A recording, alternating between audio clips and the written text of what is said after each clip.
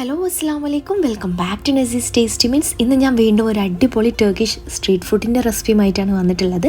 ലഹ്മാജിനാണ് ഇന്ന് നമ്മൾ ചെയ്തെടുക്കാൻ പോകുന്നത്. മിൻസ്ഡ് മീറ്റും മിൻസ്ഡ് വെജിറ്റബിൾസും ഒക്കെ വെച്ചിട്ടുള്ള സിമ്പിളായിട്ട് ചെയ്തെടുക്കാൻ പറ്റുന്ന ഒരു പിസ്സയാണിത്.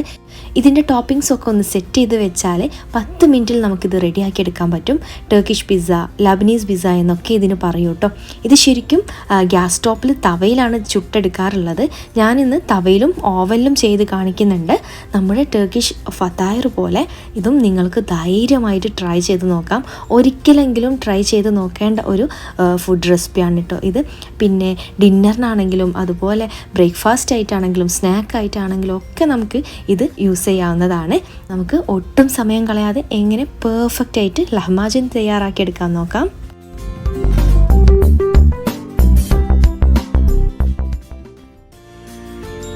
ആദ്യം നമുക്ക് ലഹ്മാജിൻ തയ്യാറാക്കാൻ ആവശ്യമായിട്ടുള്ള വെജിറ്റബിൾസ് എന്തൊക്കെയാണെന്ന് നോക്കാം. വളരെ കുറച്ച് വെജിറ്റബിൾസ് മതി ഇത് ചെയ്തെടുക്കാൻ വേണ്ടിയിട്ട്. അതിന് വേണ്ടിയിട്ട് ഞാനിവിടെ ഒരു വലിയ ഉള്ളി, ഒരു തക്കാളി മീഡിയം സൈസിലുള്ളത് എടുത്തിട്ടുണ്ട്. പിന്നെ കുറച്ച് പാസ്ലി, അതുപോലെ 2 അല്ലി വെളുത്തുള്ളി, പിന്നെ ബെൽ പെപ്പേഴ്സാണ് എടുത്തിട്ടുള്ളത്. അപ്പോൾ ഈ ഒരു ചേരുവകളൊക്കെ വെച്ച് ഇതെങ്ങനെയാണ് ചെയ്തെടുക്കുന്നതെന്ന് നോക്കാം. കറക്റ്റ് ഇൻഗ്രീഡിയൻസിൻ്റെ അളവൊക്കെ ഇത് ചെയ്തെടുക്കുമ്പോൾ നമുക്ക് നോക്കാം. ബെൽ പെപ്പേഴ്സ് യൂസ് ചെയ്യാത്തവരാണെങ്കിൽ അതിന് പകരമായിട്ട് നമുക്ക് ക്യാപ്സിക്കം യൂസ് ചെയ്യാം. അതുപോലെ പാസ്ലി യൂസ് ചെയ്യാത്തവരാണെങ്കിൽ നിങ്ങൾക്ക് അതിന് പകരമായിട്ട് മല്ലിയിലയും യൂസ് ചെയ്യാം. അപ്പോൾ ഞാനിവിടെ 200 ഗ്രാം മീറ്റാണ് എടുത്തിട്ടുള്ളത്. അപ്പോൾ അതിലോട്ടുള്ള ഒരു ചേരുവകളാണ് കേട്ടോ പറയുന്നത്. അപ്പോൾ ഞാനിത് ഉള്ളി കുറച്ച് വലുതായതുകൊണ്ട് ഇതൊരു 4 പീസാക്കി മാറ്റിയതിന് ശേഷം ഒരു പീസ് ഒന്ന് മാറ്റി വെച്ചിട്ടുണ്ട് കേട്ടോ. അപ്പോൾ ഒരു മീഡിയം സൈസിലുള്ള ഉള്ളി മതി നമുക്ക്. അപ്പോൾ ഇത് നമുക്ക് ആദ്യം ഒന്ന് ചോപ്പ് ചെയ്തെടുക്കാം. സാധാരണ ഇത് കത്തി വെച്ചും ചെറുതായിട്ട് കുനുകുനാന്ന് അരിഞ്ഞിടാൻ പറ്റും. അതുപോലത്തെ ചോപ്പർ വെച്ചിട്ടും ചെയ്തെടുക്കാം. ചോപ്പർ വെച്ച് ചെയ്യുന്നതാണ് ഏറ്റവും ബെസ്റ്റ്. ചോപ്പർ ഇല്ലാന്നുണ്ടെങ്കിൽ നിങ്ങൾക്ക് മിക്സിയിൽ ഒന്ന് പൾസ് ചെയ്തെടുത്താലും മതി കേട്ടോ. ഇതാ ഇങ്ങനെയാണ് കേട്ടോ നമുക്ക് ഉള്ളി കിട്ടേണ്ടത്. ഈ ഒരു രീതിയിലാണ് നമ്മൾ ശരിക്കും ഈ ഒരു ലഹ്മാജിനിലോട്ടുള്ള വെജിറ്റബിൾസ് കട്ട് ചെയ്തെടുക്കേണ്ടത് കേട്ടോ. അപ്പോൾ ഇത് നല്ലപോലെ ചോപ്പ് ചെയ്തെടുത്തിട്ടുള്ള നമ്മുടെ ഓണിയന് ഒരു ബൗളിലോട്ട് നമുക്ക് ആദ്യം ചേർത്ത് കൊടുക്കാം. ഇപ്പോൾ കണ്ടില്ലേ, എത്രത്തോളം ചെറുതായിട്ടാണോ കട്ട് ചെയ്തെടുക്കാൻ പറ്റുന്നത് അത്രത്തോളം ചെറുതായിട്ട് തന്നെ കട്ട് ചെയ്തെടുക്കണം കേട്ടോ. ഓതൻറ്റിക് രീതിയിൽ ഇതൊരു സ്പെഷ്യൽ കത്തി വെച്ചിട്ടാണ് ഈ പച്ചക്കറികളൊക്കെ ചോപ്പ് ചെയ്തെടുക്കാറുള്ളത്. ഇനി നമുക്ക് ബെൽ പെപ്പേഴ്സ് ഒന്ന് കട്ട് ചെയ്തെടുക്കാം. അപ്പോൾ ഞാൻ ഇവിടെ റെഡ് ബെൽ പെപ്പറും അതുപോലെ ഗ്രീൻ ബെൽ പെപ്പറുമാണ് എടുത്തിട്ടുള്ളത്. പിന്നെ ഇവർ ഇതിൻ്റെ ഉള്ളിലുള്ള ഒരു കുരുവൊക്കെ ഒന്ന് കളയും കേട്ടോ, എരിവുണ്ടെന്ന് വിചാരിച്ചിട്ട്. നമുക്ക് പക്ഷേ അതിന് എരിവ് ഒരു പ്രശ്നമല്ലാത്തതുകൊണ്ട് നമ്മൾ കുരു കളയേണ്ട ആവശ്യമില്ല. ഇനി എരിവ് പ്രശ്നമുള്ളവർക്ക് അതിൻ്റെ ഉള്ളിലുള്ള അതായത് പെപ്പറിൻ്റെ ഉള്ളിലുള്ള കുരുകളൊക്കെ ഒന്ന് കളഞ്ഞെടുക്കുക. പിന്നെ അതിലോട്ട് 2 അല്ലി വെളുത്തുള്ളിയും കൂടെ ചേർത്ത് കൊടുക്കുക കേട്ടോ. എന്നിട്ട് ഇത് നല്ല പോലെ ചോപ്പ് ചെയ്തെടുക്കാം. നമ്മൾ ഉള്ളി ചോപ്പ് ചെയ്ത് അതേ രീതിയിൽ തന്നെ നല്ല പോലെ ചോപ്പ് ചെയ്തെടുത്തതിന് ശേഷം നമുക്ക് ബൗളിലോട്ട് മാറ്റി കൊടുക്കാം. ഇനി ഇതിലോട്ട് നമുക്ക് വേണ്ടത് ഒരു തക്കാളിയാണ്. നല്ല പഴുത്ത തക്കാളി തന്നെ എടുക്കാൻ നോക്കുക. ഇത് നിങ്ങൾക്ക് വേണമെങ്കിൽ കത്തി വെച്ച് കുനുകുന അരിഞ്ഞെടുക്കാം. ഇല്ലെങ്കിൽ ഇതുപോലെ നമുക്ക് ചോപ്പറിൽ തന്നെ ചേർത്ത് കൊടുത്തിട്ട് ഇത് ചോപ്പ് ചെയ്തെടുക്കാം. പിന്നെ ഇതിൻ്റെ കൂടെ പാസ്ലിയും കൂടെ ചേർത്ത് കൊടുക്കാം. കുറച്ച് പാസ്ലി മതി, ഒരു 1/4 കപ്പോളം പാസ്ലി മതി കേട്ടോ. ഒരുപാടായാൽ അതിൻ്റെ ടേസ്റ്റ് ചിലപ്പോൾ നമുക്ക് ഇഷ്ടപ്പെടില്ല. പാസ്ലി ഇല്ലയെന്നുണ്ടെങ്കിൽ കുറച്ച് മല്ലിയില യൂസ് ചെയ്യാം കേട്ടോ. കൂടുതൽ മല്ലിയില ചേർക്കരുത്, അതിൻ്റെ ടേസ്റ്റ് നമുക്ക് കിട്ടില്ല. മല്ലിയിലേൻ്റെ ആ ഒരു ടേസ്റ്റ് ആയിരിക്കും മുൻപിൽ നിൽക്കുക. അപ്പം കൂടുതൽ ചേർക്കാതിരിക്കുക. ഇനി നമ്മളിപ്പോൾ ചോപ്പ് ചെയ്തെടുത്തതും കൂടെ നമ്മുടെ ബൗളിലോട്ട് ചേർത്ത് കൊടുക്കാം. പിന്നെ നമുക്ക് ഇതിലോട്ട് വേണ്ടത് മിൻസ്ഡ് മീറ്റാണ്. ബീഫോ ചിക്കനോ മട്ടനോ ഏത് വേണമെങ്കിലും എടുക്കാം. പക്ഷേ ഒരു കുക്കിംഗ് ടൈം മാത്രമേ ഒരു വ്യത്യാസം വരുള്ളൂ. അപ്പോൾ കോമൺലി ബീഫും മട്ടനും ആണ് യൂസ് ചെയ്യാറ്. ഞാനിവിടെ 200 ഗ്രാം ബീഫാണ് എടുത്തിട്ടുള്ളത്. അതൊന്ന് ചോപ്പറിൽ ചേർത്ത് കൊടുത്തിട്ട് ഒന്ന് ജസ്റ്റ് ഒന്ന് ചോപ്പ് ചെയ്തെടുക്കുന്നുണ്ട്. ഇനിയിപ്പോൾ നിങ്ങൾ ബോൺലെസ് ചിക്കൻ എടുക്കുകയാണെങ്കിൽ അത് നിങ്ങൾ മിക്സിയിലിട്ട് ജസ്റ്റ് ഒന്ന് പൾസ് ചെയ്തെടുത്താൽ മതി കേട്ടോ. ഇനി നമ്മൾ ചോപ്പ് ചെയ്തെടുത്തിട്ടുള്ള ബീഫും കൂടെ നമുക്ക് ആ ബൗളിലോട്ട് ചേർത്ത് കൊടുക്കാം. ഇനി ഇതിലോട്ട് ഒരു 1/4 ടീസ്പൂണോളം റെഡ് ചില്ലി ഫ്ലേക്സ്, അതുപോലെ 1/2 ടീസ്പൂൺ വീതം കുരുമുളക് പൊടി, അതുപോലെ പാപ്രിക്ക പൗഡർ ഇല്ലെങ്കിൽ കാശ്മീരി റെഡ് ചില്ലി യൂസ് ചെയ്യാം. പിന്നെ ഒരു 1/4 ടീസ്പൂണോളം ക്യൂമിൻ പൗഡറും ഒരു 1.5 ടേബിൾ സ്പൂണോളം ഒലീവ് ഓയിലും കൂടെ ചേർത്ത് കൊടുക്കാം. ഓയിലിന് പകരം നെയ്യും യൂസ് ചെയ്യാവുന്നതാണ്. ചില ബീഫിലും അതുപോലെ മട്ടനിലും ഒക്കെ നല്ല പോലെ ഫാറ്റ് ഉണ്ടാവും. അങ്ങനെയുള്ള ബീഫോ മട്ടനോ ആണെങ്കിൽ നിങ്ങൾ ഓയിൽ സ്കിപ്പ് ചെയ്യാവുന്നതാണ്. എൻ്റെ ബീഫിൽ വളരെ കുറച്ച് ഫാറ്റേ ഉണ്ടായിരുന്നുള്ളൂ, അതുകൊണ്ട് ഞാൻ ഓയിൽ യൂസ് ചെയ്തിട്ടുള്ളത്. ഇനി ഇതിലോട്ട് 1 ടേബിൾ സ്പൂണ് ടൊമാറ്റോ പേസ്റ്റ് ചേർത്ത് കൊടുക്കുക. പിന്നെ ആവശ്യത്തിനുള്ള ഉപ്പ് ചേർത്ത് കൊടുക്കുക. 1/2 ടീസ്പൂണോളം ഉപ്പ് ഞാൻ ചേർത്ത് കൊടുത്തിട്ടുണ്ട്. ഉപ്പ് കൂടുതലായി പോകരുത്. ഇതെല്ലാം മിക്സ്ഡ് ആയതുകൊണ്ട് ഉപ്പ് കൂടിപ്പോയാൽ ടേസ്റ്റ് മാറിപ്പോകും കേട്ടോ. അപ്പോൾ അതൊന്ന് ശ്രദ്ധിക്കുക. ഇത് നമുക്ക് കൈ വെച്ച് തന്നെ നല്ല പോലെ മിക്സ് ചെയ്ത് കൊടുക്കുക. പിന്നെ കുറച്ചൊരു ലൂസായിട്ടുള്ളൊരു കൺസിസ്റ്റൻസിയാണ് വേണ്ടത്. നമുക്ക് സ്പ്രെഡ് ചെയ്ത് കൊടുക്കാനുള്ളതായതുകൊണ്ട് തന്നെ ഇത് ലൂസല്ലാന്ന് തോന്നുകയാണെങ്കിൽ കുറച്ച് വെള്ളം ഒഴിച്ച് കൊടുക്കുക കേട്ടോ. ഒരു 1/4 കപ്പോളം വെള്ളം വേണമെങ്കിൽ യൂസ് ചെയ്യാവുന്നതാണ്. ഞാനിവിടെ 1 ടേബിൾ സ്പൂണ് വെള്ളം യൂസ് ചെയ്തിട്ട് ഇതൊന്ന് മിക്സ് ചെയ്തെടുത്തിട്ടുണ്ട്. ഇനി വേണമെന്ന് തോന്നുകയാണെങ്കിൽ മാത്രം വെള്ളം ഒഴിച്ച് കൊടുത്താൽ മതി. ഇനി ഇതൊന്ന് കവർ ചെയ്ത് നമുക്കൊരു 2 മണിക്കൂർ ഫ്രിഡ്ജിൽ വെക്കാം കേട്ടോ. ഇതൊന്ന് സെറ്റായിട്ട് വന്നോട്ടെ. ആ ഒരു സമയം കൊണ്ട് നമുക്ക് ഇതിലോട്ടുള്ള ആ ഒരു ബേസ് ഒന്ന് റെഡിയാക്കി എടുക്കാം. നമുക്ക് ടോട്ടിലാണ് തയ്യാറാക്കി എടുക്കേണ്ടത്. അപ്പോൾ അതിന് വേണ്ടിയിട്ട് ഒരു 1.5 കപ്പോളം മൈദപ്പൊടിയാണ് ഞാനിവിടെ എടുത്തിട്ടുള്ളത്. ഇനി നമുക്ക് ഇതിലോട്ട് ഒരു 1/4 ടീസ്പൂണോളം പഞ്ചസാരയും ഒരു 1/4 ടീസ്പൂണോളം ഉപ്പും കൂടെ ചേർത്ത് കൊടുക്കാം. ഉപ്പ് നിങ്ങളുടെ ആവശ്യത്തിനനുസരിച്ച് ചേർത്ത് കൊടുക്കുക. എന്നിട്ട് ഒരു സ്പൂണ് വെച്ച് ഇത് നല്ലപോലെ മിക്സ് ചെയ്തെടുക്കുക. ഉപ്പൊക്കെ എല്ലാ ഭാഗത്തും ഒന്ന് എത്തിക്കോട്ടെ. അതിനുശേഷം ഒരു 1/4 കപ്പോളം വെള്ളത്തിൽ നമുക്കിതൊന്ന് കുഴച്ചെടുക്കണം. ചെറിയ ചൂടുള്ള വെള്ളം വേണം ഇതിലോട്ട് ഒഴിച്ചു കൊടുക്കാൻ വേണ്ടിയിട്ട്. ആദ്യമായിട്ട് ചെയ്യുന്നവർ ഇതുപോലെ കുറച്ച് ഒഴിച്ചു കൊടുക്കുക. എന്നിട്ട് ഒരു സ്പൂൺ വെച്ച് മിക്സ് ചെയ്ത് കുറച്ച് വെള്ളം ഒഴിച്ച് വീണ്ടും കുഴച്ചെടുക്കുക കേട്ടോ. എന്നിട്ട് ആ ഒരു കൺസിസ്റ്റൻസി നിങ്ങൾക്ക് മനസ്സിലാവില്ലേ? നമ്മൾ ചപ്പാത്തി മാവിനേക്കാട്ടിലും ഒരു ലൂസായിട്ടുള്ളൊരു കൺസിസ്റ്റൻസിയിലാണ് നമ്മൾ ഈ ഒരു മാവ് ചെയ്തെടുക്കേണ്ടത്. പൊടികളെല്ലാം കൂടെ ഒന്ന് മിക്സ് ചെയ്തെടുത്തതിന് ശേഷം നമുക്ക് കൈ വെച്ചിട്ട് നല്ല പോലെ ഒരു 5-6 മിനിറ്റ് ഇത് കുഴച്ചെടുക്കാം. അപ്പോഴേക്കിത് നല്ല പോലെ സോഫ്റ്റായിട്ട് വന്നോളും. പിന്നെ ഇതിലോട്ട് കുറച്ച് ഓയിലും കൂടെ സ്പ്രെഡ് ചെയ്ത് നല്ല പോലെ ഒന്ന് കുഴച്ചെടുത്ത് ഇത് മാറ്റി വെക്കാം കേട്ടോ. നമുക്ക് ഇത് ഞാൻ നല്ല പോലെ ഒന്ന് കുഴച്ചെടുത്തിട്ടുണ്ട്. ഇനി നമുക്ക് ഒരു 1/2 മണിക്കൂറോളം ഇതൊന്ന് മാറ്റി വെക്കാം കേട്ടോ. ഇനി നമ്മളിത് എപ്പോഴാണോ ചുട്ടെടുക്കുന്നത് ആ ഒരു സമയത്ത് മാത്രം ബോളാക്കിയിട്ട് ഒന്ന് പരത്തിയെടുത്താൽ മതി. ആ സമയം കൊണ്ട് നമുക്ക് ഇതിലോട്ടുള്ള ഒരു സാലഡ് ഒന്ന് റെഡിയാക്കിയെടുക്കാം. അതിന് നീളത്തിലരിഞ്ഞിട്ടുള്ള ഉള്ളിയിലോട്ട് കുറച്ച് ഉപ്പ്, പിന്നെ ലെമൺ ജ്യൂസ്, പിന്നെ സുമാക്ക് സ്പൈസസ് അതും കൂടെ ചേർത്ത് കൊടുക്കുക. സുമാക്ക് ഇല്ലെങ്കിൽ നിങ്ങൾക്ക് കുരുമുളക് പൊടി ചേർത്ത് കൊടുക്കാം. പിന്നെ ഇതിലോട്ട് കുറച്ച് ഒലീവ് ഓയിലും കൂടെ ചേർത്ത് കൊടുക്കുക. എന്നിട്ട് ഇതൊന്ന് മിക്സ് ചെയ്തെടുക്കുക കേട്ടോ. അപ്പോൾ നമ്മുടെ സാലഡ് ഇവിടെ റെഡി ആയിട്ടുണ്ട്. അപ്പോൾ ഇത് ഇവിടെ നമുക്ക് മാറ്റി വെക്കാം. ഇനി നമ്മൾ കുഴച്ച് വെച്ചിട്ടുള്ള ആ ഒരു ഡോ എന്തായി നോക്കാം. നല്ല സോഫ്റ്റ് ആയിട്ട് വന്നിട്ടുണ്ടാവും ഈ ഒരു സമയം കൊണ്ട് തന്നെ. ഇനി നമുക്ക് ഈ ഡോ എടുത്തിട്ട് ഓരോ ബൗളുകളാക്കി മാറ്റാം. നിങ്ങൾക്ക് ഈക്വൽ പോർഷനാക്കി കട്ട് ചെയ്ത് വെക്കണമെങ്കിൽ അങ്ങനെ കട്ട് ചെയ്ത് വെച്ചിട്ട് ലാസ്റ്റ് അങ്ങനെ ബൗളുകളാക്കി വെച്ചാൽ മതി കേട്ടോ. എളുപ്പത്തിന് അങ്ങനെ ചെയ്യാം.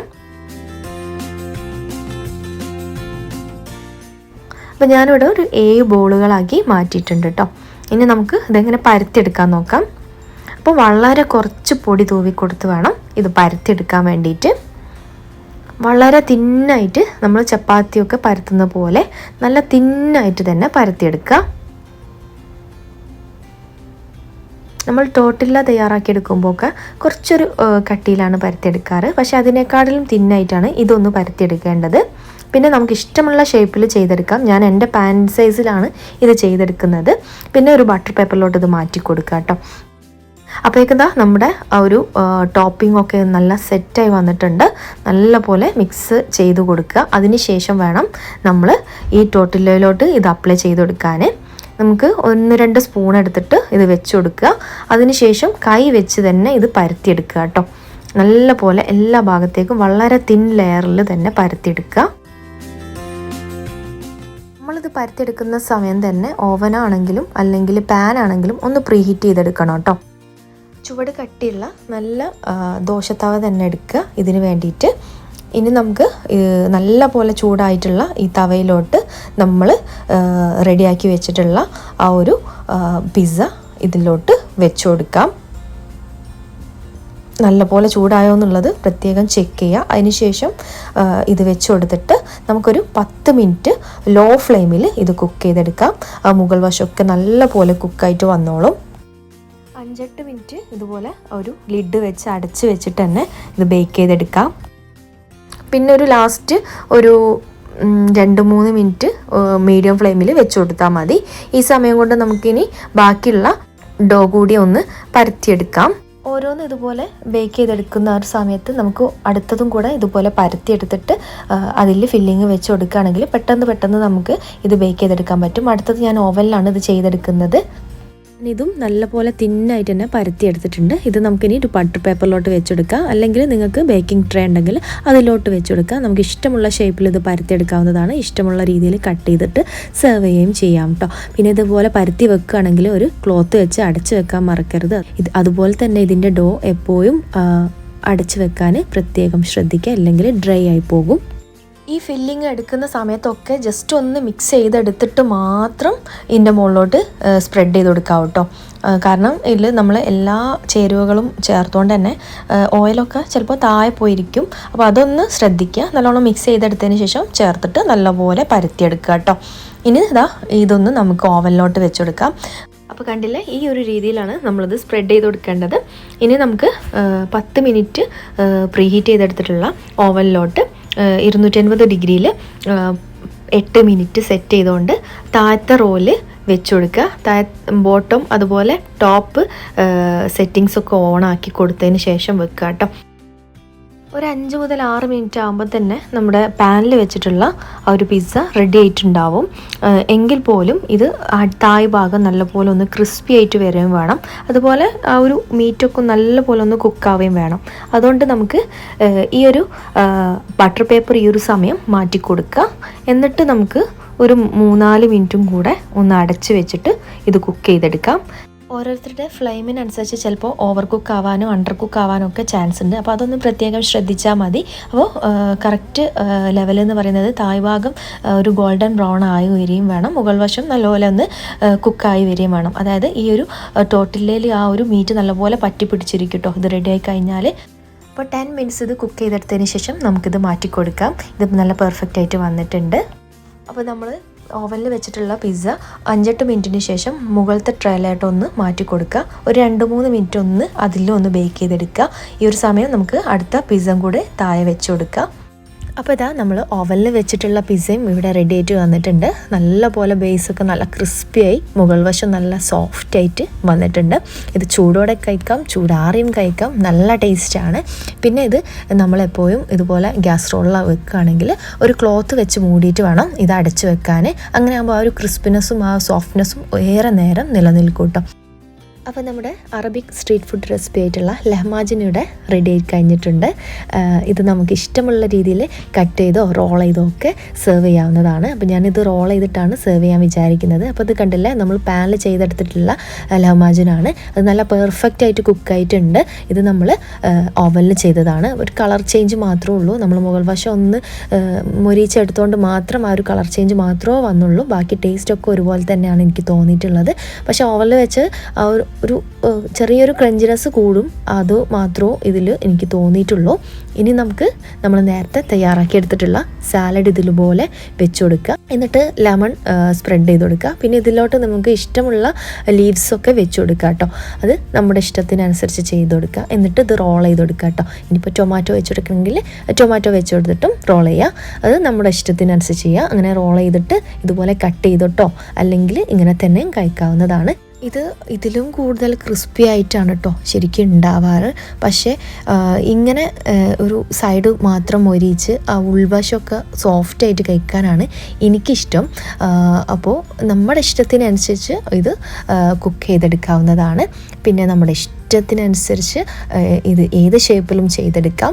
അപ്പോൾ ഇതുവരെ ട്രൈ ചെയ്യാത്തവർ ഒരിക്കലെങ്കിലും ട്രൈ ചെയ്ത് നോക്കുക. വളരെ സിമ്പിളാണ് കേട്ടോ ഇത് ചെയ്തെടുക്കാൻ. ആ ഒരു ഫില്ലിങ് റെഡിയാക്കി എടുത്ത് പിന്നെ ആ ഒരു മാവും കുഴച്ച് വെച്ചാൽ, അല്ലെങ്കിൽ നമുക്ക് കുബൂസൊക്കെ ബാക്കി വരുന്നുണ്ടെങ്കിൽ അതിൻ്റെ മുകളിൽ സ്പ്രെഡ് ചെയ്തും ഇത് ചെയ്തെടുക്കാം. വളരെ സിമ്പിളാണ് കേട്ടോ ഇത് ചെയ്തെടുക്കാൻ. അപ്പോൾ നിങ്ങൾക്ക് ഈ ഒരു വീഡിയോ യൂസ്ഫുൾ ആയിട്ടുണ്ടെങ്കിൽ ലൈക്ക് ചെയ്യാനും നിങ്ങളുടെ ഫീഡ്ബാക്ക് കമൻസിലൂടെ അറിയിക്കാനും മറക്കരുത്. ഇനിയും ഇതുപോലുള്ള റെസിപ്പിയുമായിട്ട് വരാം. അതുവരേക്കും ഇൻഷാ അല്ലാഹ് bye from Nasees tasty means.